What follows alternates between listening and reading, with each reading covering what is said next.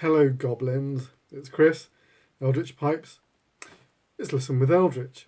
It's episode 27 of the first season of the Magnus Archives. No preamble here.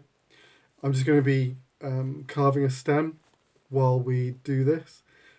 This is a sort of standalone episode. You'll see. This is episode 27, A Sturdy Lock.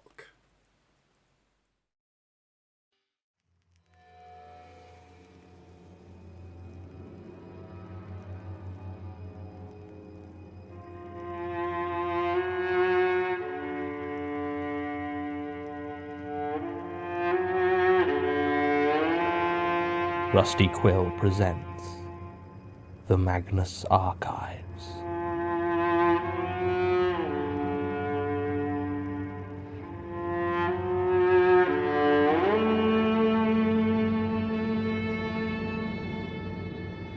Episode 27, A Sturdy Lock.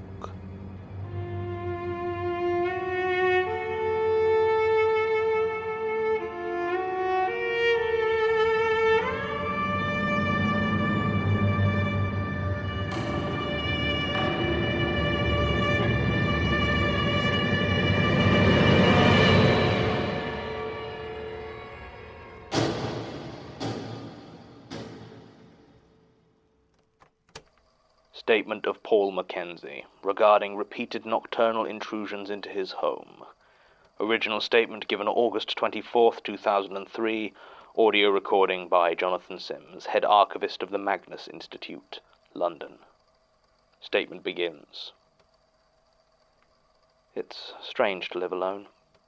Maybe not if you're used to it, I suppose. If you've lived a solitary life, then I'm sure it doesn't feel so isolated or empty. Heck, I remember a time when I wouldn't have batted an eyelid at living on my own.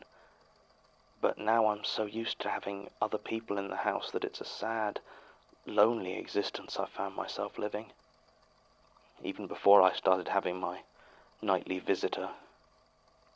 My son Marcus moved out about 2 years ago, and before that he'd spent a lot of time away at university or later moving around because of his work, so I'd grown accustomed to his absence. But when Diane, my wife, passed away 4 months ago, it has left the place so terribly hollow. I tell myself that it was a mercy, that by the end her condition meant she wasn't able to live as she deserved to, and while I'm sure it's true the sentiment does little to make the bed seem anything other than far too large for just me. She'd hate me saying that. Diane never had any time for mopers or people who wallowed in self-pity, but after 40 years of marriage, I think I've earned it. The thing about living in a house full of people is that you can just ignore any noises that you hear in the night. Is that a creak on the stairs? It's probably just someone going down for a glass of water. Was that a thump? Probably Marcus, up too late and accidentally knocking things off the table.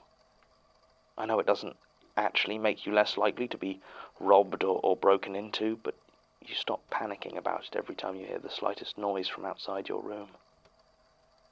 I think that's normal, at least. I've never considered myself to have a nervous disposition, but maybe other people just get on with things and don't worry so much. Still, since Diane died, my nights have become a constant vigil.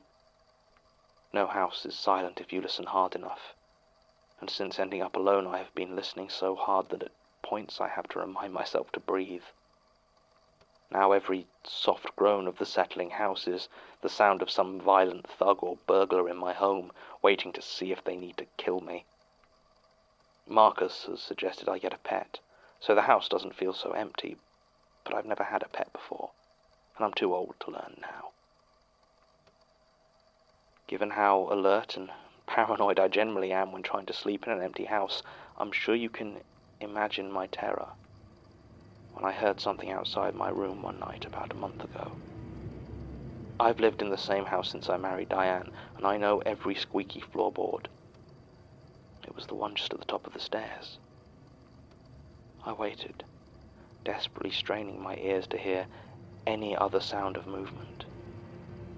I had heard no windows break or doors open downstairs, and I definitely hadn't heard anyone coming up the stairs. But I was convinced there was someone there. I could feel their presence, waiting on the landing.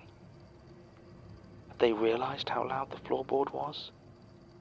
Or they stood there, motionless, listening for any movement from me just as keenly as I was listening for them? Then the sound came again, and I was sure there was someone stood at the top of the stairs, but rather than staying there, I began to hear the heavy tread of what was unmistakably footsteps. At first I simply lay there, paralyzed with fear, thinking that I would just stay, let them take anything they wanted from the house and call the police once they had left. But from what I could make out, they didn't seem to be going into any of the other rooms. They were slowly and deliberately walking towards my bedroom. The door does have a lock on it, but it's been so long since I even thought to use it that at the time I couldn't even think where the key might have been. My heart almost stopped when I heard the door handle rattle ever so gently as a hand was placed upon the other side. And slowly, so painfully slowly, the doorknob began to turn. In a burst of adrenaline I didn't even know I was capable of, I sprang out of the bed and across the room. I seized the handle and twisted it back the other way, using both hands to try and match the strength of whoever was on the other side. Still the handle tried to turn, with a slow, relentless effort that spoke of patience and determination. But sheer panic lent me equal strength. My hands began to grow wet with what I assumed at the time was sweat, and I worried about keeping my grip. I did, though. For 20 long minutes I wrestled in the dark over the door handle of my room. I could have reached the light switch, but that would have meant having only one hand to keep on the door, so I stayed in the dark. Then all at once the pressure vanished. The handle no longer tried to turn. I had heard no other sound from outside, though. No footsteps leading away, no sound of someone going down the stairs. The house was just silent. I stood there for the rest of the night, the handle gripped tight, and it wasn't until the first rays of sun peeked through the windows that I found I had the courage to open my bedroom door and look outside. Nothing. I was so stiff that I could barely walk back to my bed and dial the number for the police. It was as I reached for the phone that I looked at my hands and saw that what was on them was not sweat. It was blood. I checked all over my hands and arms for cuts or injuries. Nothing. And the door handle was completely clean. I washed my hands thoroughly before I dialed 999. The police came and they listened patiently to my story. They checked all around my house, but there were no signs of any intruder. All the windows and doors were still firmly locked, and there was no sign of forced entry, nor had any of my possessions been taken or even moved. The officers assured me that it was no problem, that they were happy to help, all in that tone that told me that they thought I was just a senile old man hearing things in the night. I thanked them as they left, even though they had been of no help whatsoever, and spent the rest of the day searching for the key to my bedroom door. I found it in the end, and hoped that with it firmly locked, I could sleep a bit easier that night. I was wrong. When evening came, I tried to sleep. At least, I had convinced myself that I was trying to sleep. Actually, I was listening for any sign that the intruder had returned. Every creak of the house settling, every whine of the pipes sent me into a state of near terror. By 2 o'clock in the morning, I had heard nothing, and had almost convinced myself that I would not be visited again, when there was that slow, ominous creak of the floorboard at the top of the stairs. As before, the footsteps approached my bedroom, heavy and methodical, I turned on my bedside lamp and watched as once again the handle of the door began to turn. I could see the pressure being put on the door by whoever was on the other side. But it was locked, and as the door failed to open, there was a long pause. Then it began to turn violently back and forth, rattling and banging as it rotated with such force that I worried it might come off entirely. I let out a cry as the assault intensified and phoned again for the police. It took them 12 minutes to reach me, and all the while my bedroom door shook with the relentless turning of the handle, but the lock held firm. As soon as the doorbell rang, it went immediately still and silent. I didn't want to unlock and open the door, but if I didn't, the police officers might break down my front door, or even worse, leave. What happened next was almost identical to what had happened the day before, except this time there was less gentle tolerance in their voices when they spoke to me. I got the clear impression that if I called them again without proof, there would be undesirable consequences. One of the two muttered something about how difficult it must be for me to live on my own, a message I got loud and clear. I have no intention of being put in a home. And so, for the last month, I have lain awake almost every night, as whatever it is beyond the threshold of my bedroom tries with all its might to get in. I watch the doorknob obsessively, always waiting for the signs of that gentle turning. The first ones are always so slow. I tried to get proof for the police. I got Marcus to stay over with me a few nights in the hope of either scaring the intruder away or having a witness who could corroborate my story. Those were the only nights I got any peace. Nothing came up to my door when he was there. In some ways it was a relief to have a way of ensuring I could sleep. But it gave me no evidence to convince anyone, and I know he didn't believe me when I told him what was going on. He just looked worried when I brought it up, and I didn't mention it again. Unfortunately, I can't get Marcus to stay with me every night. He has his own life to lead and is living with his fiancée at the moment, so I can't just ask him to move back in with his dad. I tried to set up some cameras in the upstairs hallway, at the top of the stairs and outside of my room, but they show nothing. They don't even pick up the door handle turning. Even at times I know for certain that the thing was trying to get inside. There was only one moment, just a frame or two, I think, where the shadows the camera caught on the wall seemed to almost form a face. It seemed to be leering at me, the mouth wide open in a mock scream. It scared me so badly that I had to delete the footage. I have no evidence for the police. Or for you either, I suppose. I guess that's why I'm here. This is what you people do. You investigate these things. You know what to look for. You can identify the signs of things that aren't right. You know, not of this world.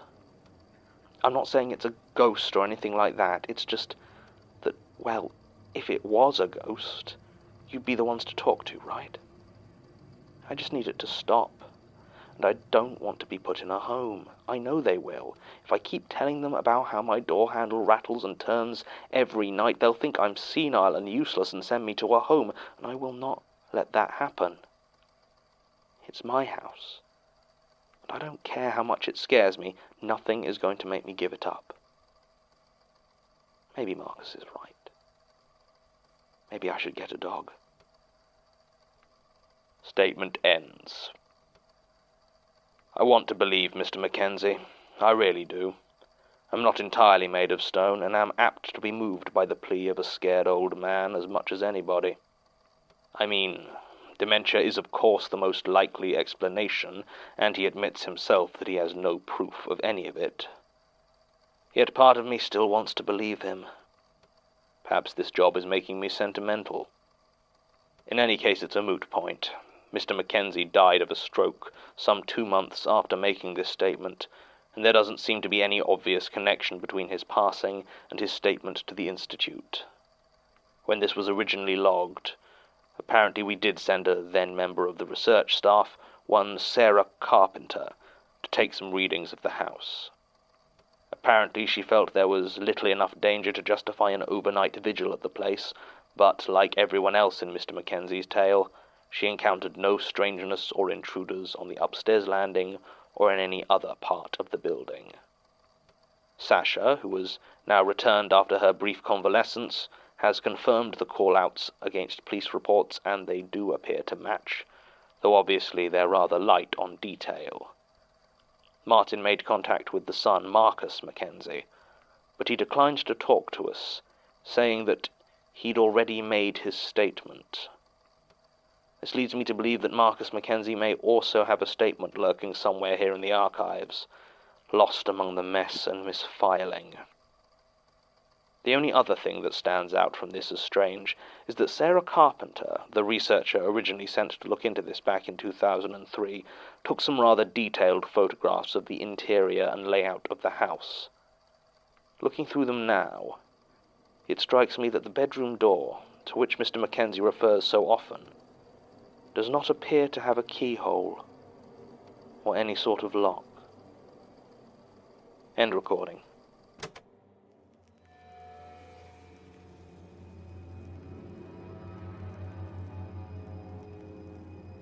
The Magnus Archives is a podcast distributed by rustyquill.com and licensed under a Creative Commons Attribution Non-Commercial Share-alike International License.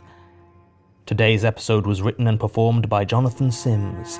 It was produced by Alexander J. Newell, Mike LeBeau, and Murray Porter, and directed by Alexander J. Newell. To comment on episodes, make donations, and view links, images, videos, and show notes, visit rustyquill.com.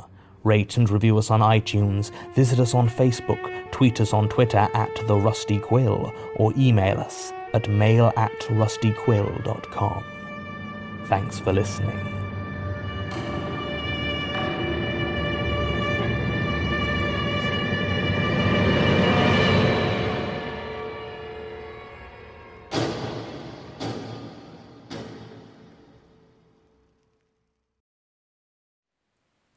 There you go. Hope you enjoyed that. I will be back, all things being well, at the end of the week with this week's Pipes. And then, of course, next week, episode 28. Until then, take it very easy, your loyal pipe maker.